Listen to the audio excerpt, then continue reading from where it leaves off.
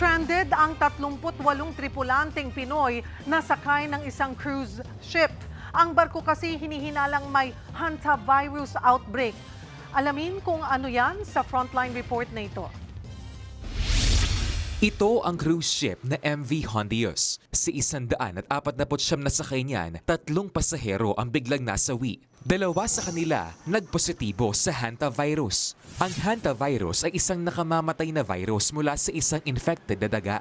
4 ang pwedeng paraan paano ito makuha. Una, kapag nalanghap ng isang tao ang infected na ihi, dumi o laway ng hayop. Pangalawa, kapag may direct contact o nahawakan ito ng tao. Pangatlo, kapag nakagat ng dagang infected ng naturang virus. At pang-4, kapag may nakain na may ihi, dumi o laway ng daga. Ang sintomas niyan parang leptospirosis o dengue. Mga malatrang kaso nga sakit, pwede magkaroon ng lagnat, pananakit ng katawan.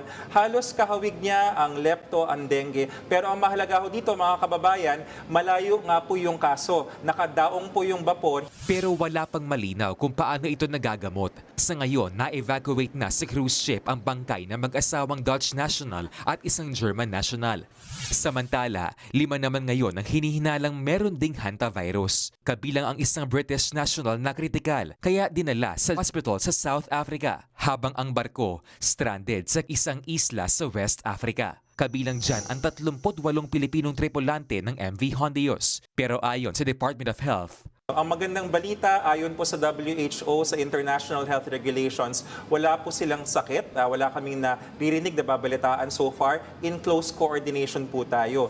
paglilinaw din ng ahensya, rare o bihira ang sakit na ito. Sa ngayon, wala raw kaso nito sa Pilipinas. Paniniguro naman ng World Health Organization, patuloy na babantayan ang kaso ng posibleng hantavirus outbreak. Sa ngayon, nakakwarantin muna ang barko sa isla. Nagbabalita mula sa Frontline, JC Cosico News 5. Mga kapatid, Cheryl Cosing po.